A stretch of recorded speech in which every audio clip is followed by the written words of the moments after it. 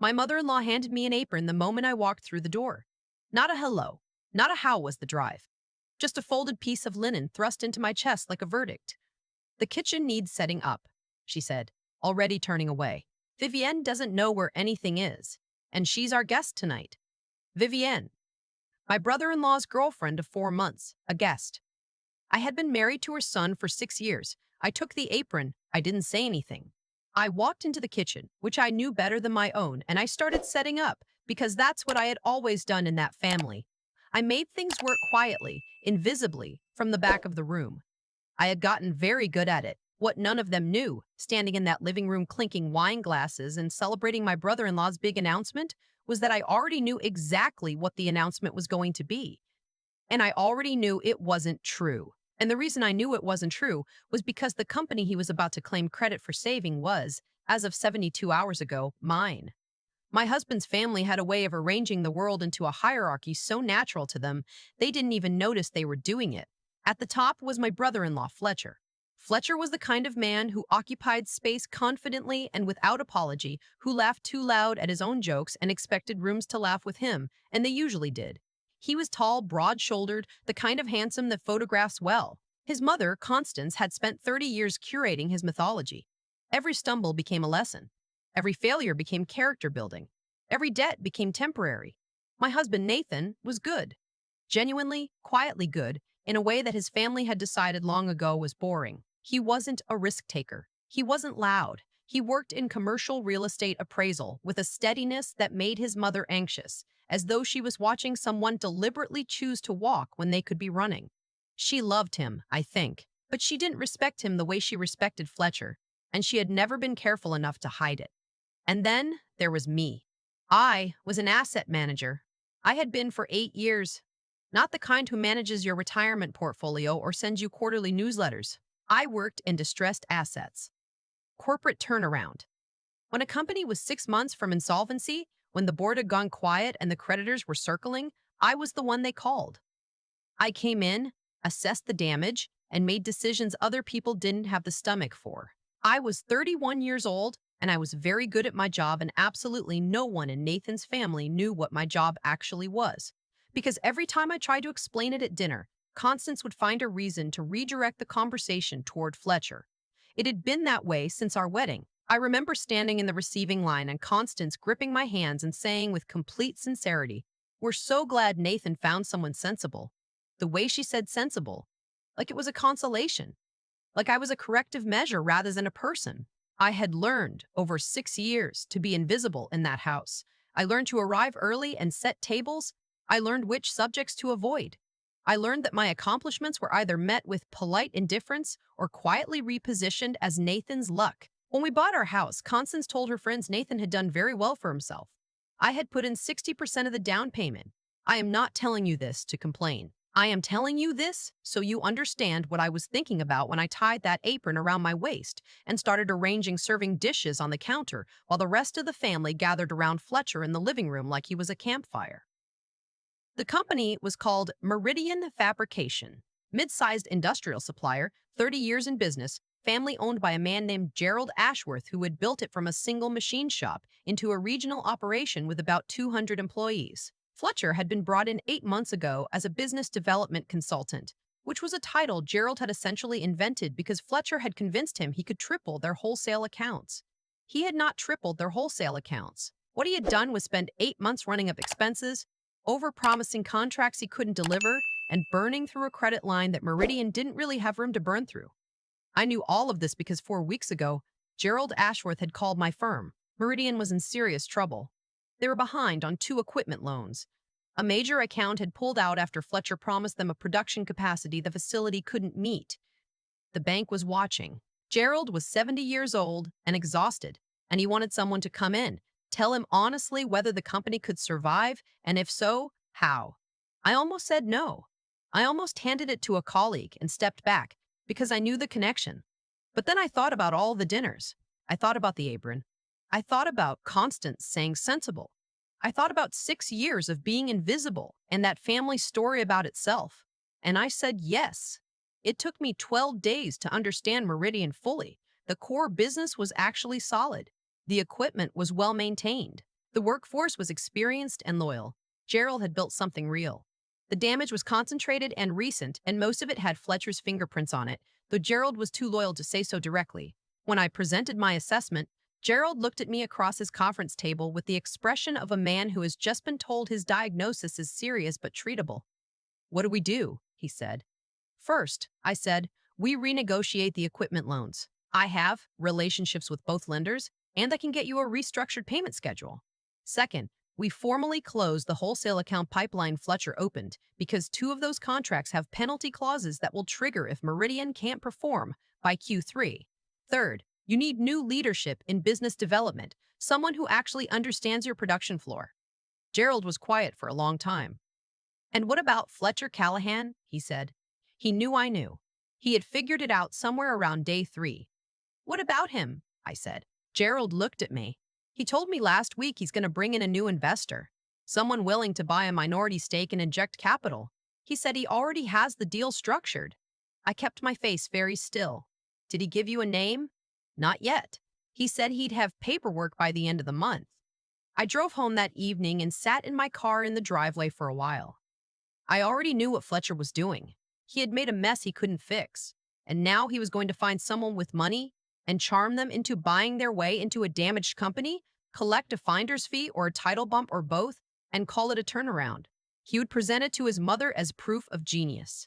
Gerald, who didn't fully understand what had gone wrong in the first place, might even believe him, unless I got there first.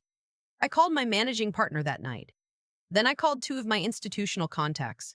Then I called Gerald back and I told him I had a different option. I didn't tell him everything yet. I told him enough. By the end of the week, I had made an offer on a controlling stake in Meridian Fabrication at a price that reflected the actual current value of the company, not the inflated number Fletcher had been floating. Gerald accepted because he was a practical man, and because the offer included a clear operational recovery plan, and because he was tired of being promised things. The acquisition closed 72 hours before Constance's dinner party. Fletcher didn't know. Nathan knew, because of course I had told my husband, and he had held my hand across the kitchen table and said, "Are you sure?" And I had said yes, and he had said okay, and that was that. Nathan understood things without needing them explained at length. It was one of the reasons I loved him. I had not told Constance. I had not told Fletcher. I had not warned anyone. I heard later that Fletcher had been planning to make his announcement for weeks. He had apparently told Constance in advance, which was why she had organized this particular dinner, why Vivian had been elevated to guest status, why there was good wine and a centerpiece, and why I had been handed an apron the moment I arrived. I set the table. I refilled the breadbasket. I brought out the appetizers on a tray, while Constance steered everyone to their seats with the efficiency of a woman who had been stage managing her son's life for 30 years. Fletcher sat at the head of the table. That was new. That used to be his father's seat, Nathan's father, who had passed 4 years ago. Fletcher had simply taken it, and no one said anything. "So," Constance said, once the wine was poured, "Fletcher has some news." Fletcher picked up his glass. He had the look of a man who had rehearsed this moment. "Some of you know I've been working with a company called Meridian Fabrication this past year," he said. "What I haven't told the family yet is that the work I've been doing there has been setting up something bigger." He paused for effect. He was good at pauses. "I've put together an investor acquisition deal. Minority stake buy-in, strategic capital injection, full turnaround plan. Meridian's about to go from a struggling regional supplier to a serious player, and I'm going to be named Director of Strategic Development." He smiled around the table. With equity, Constance made a sound like she might cry. Vivian touched his arm. Nathan looked at his plate. I looked at the centerpiece. It was white tulips. Constance had good taste in flowers. "That's incredible," Constance said. "Fletcher, I always knew. Who's the investor?" Nathan asked. The table went slightly quiet. Nathan asking practical questions at moments like this was something Constance had learned to treat as a personality flaw. Fletcher waved a hand. "It's being finalized. The paperwork comes through at the end of the month. I'll have the full announcement then, but I wanted the family to know first." "What does the deal structure look like?" Nathan asked. Still calm. Still practical. Fletcher looked at his brother with the particular patience of someone who has never respected the person they're being patient with. "It's a standard minority stake acquisition, Nathan. You wouldn't need to worry about the details. I picked up my water glass. I took a sip. I set it down very carefully. Actually, I said, the deal has already closed. Everyone looked at me. This was unusual. I didn't typically speak at these dinners, not during Fletcher's moments, which were most moments. Fletcher's smile stayed in place, but something shifted behind it. What? The acquisition, I said. It closed 3 days ago. Constance frowned. How would you know that? I reached into the inside pocket of my blazer. I had worn my good blazer deliberately. I put a single folded document on the table next to my plate. I didn't slide it dramatically. I just set it there. Because I'm the acquirer, I said. The silence had a texture to it. I could feel Constance trying to understand the sentence, sorting through possible meanings, finding none of them acceptable. Fletcher's smile finally dropped. That's not possible.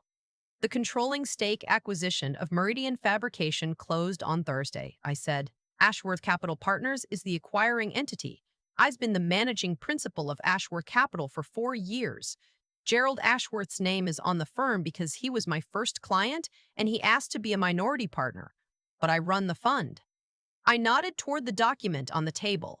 That's the closing summary if anyone wants to read it.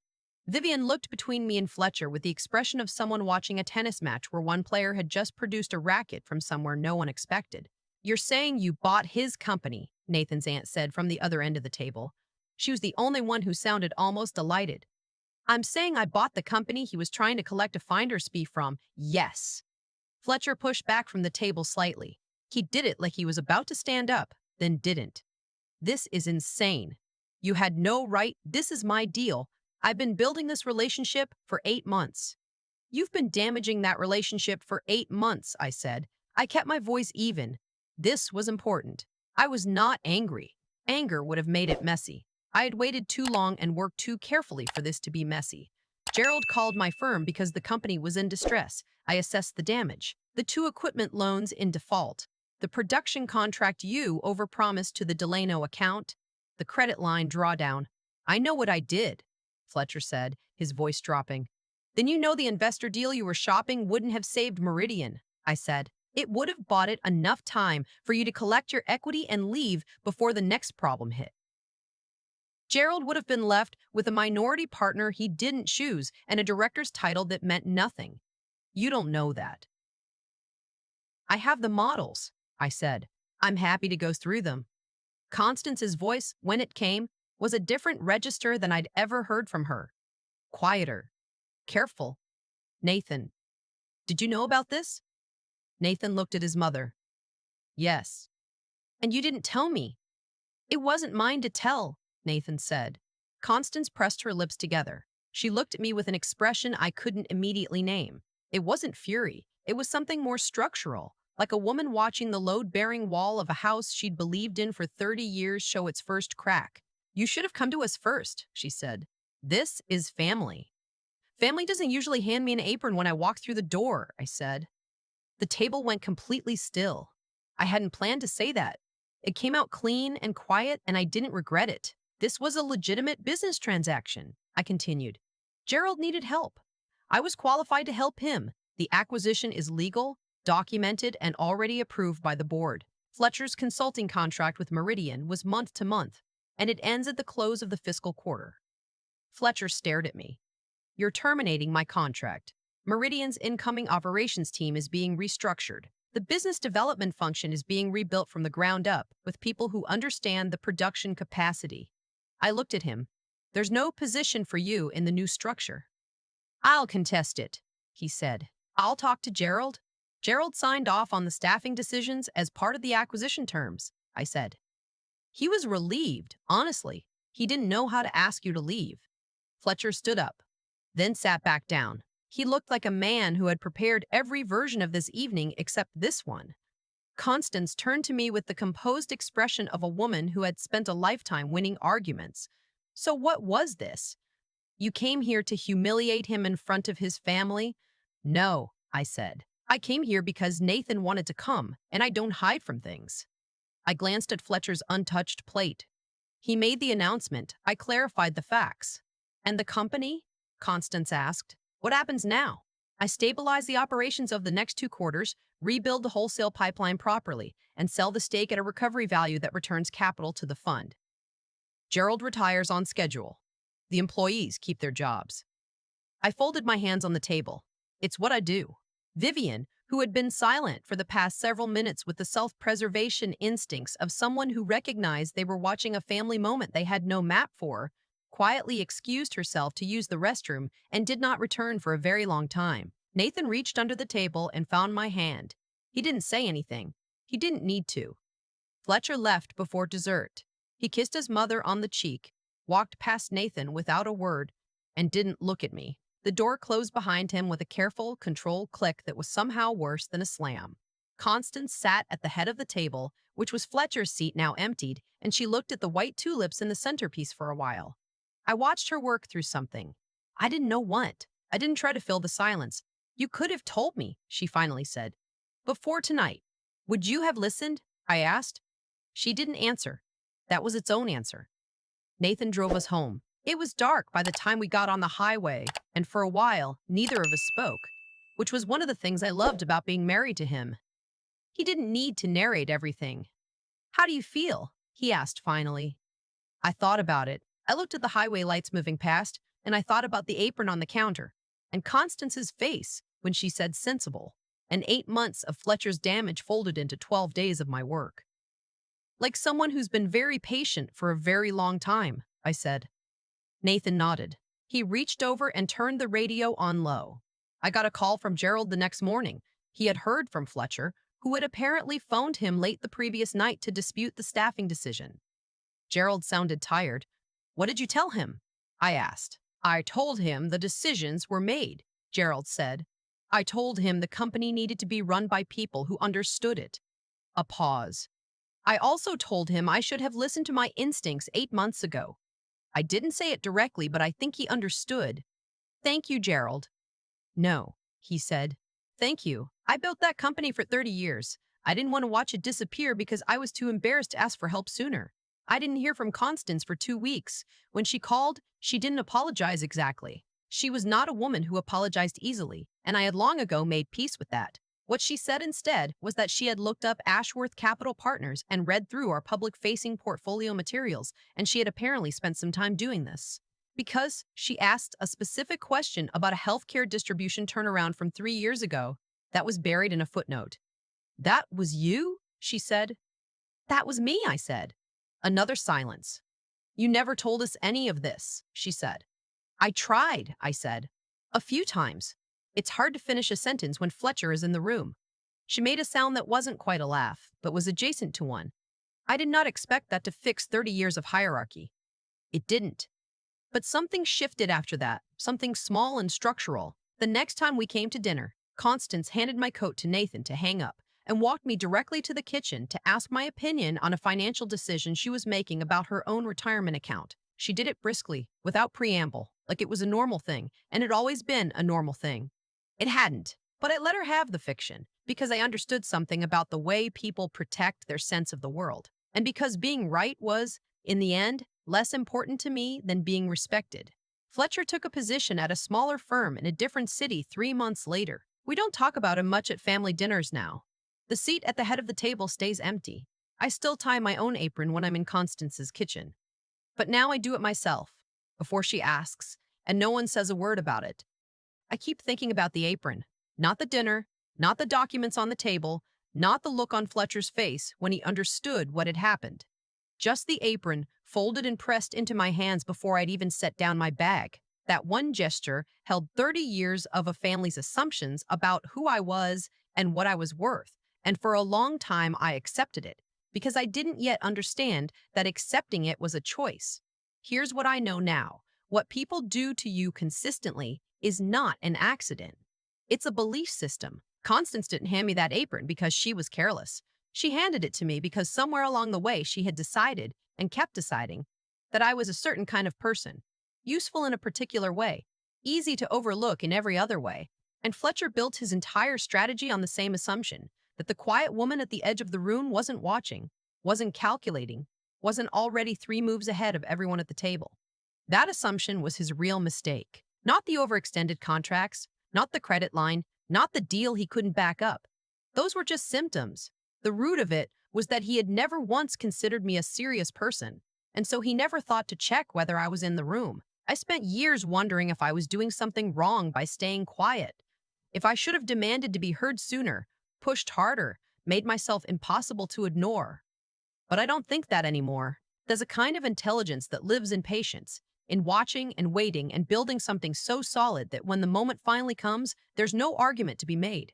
I wasn't being passive all those years. I was being precise. I was learning the landscape. I was doing the work. And the work mattered.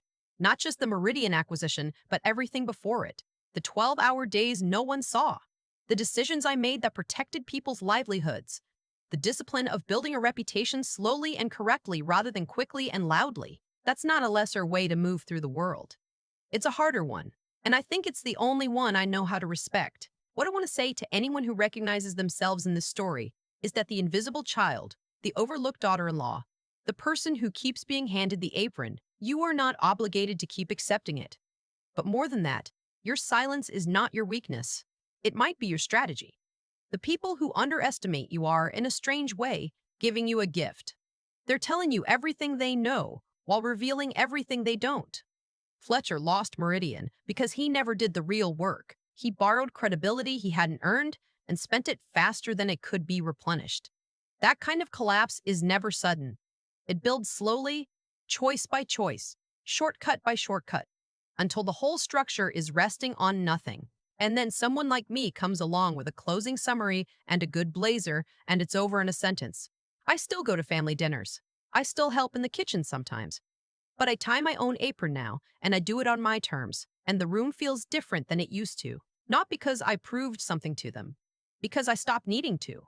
That's the only ending worth having.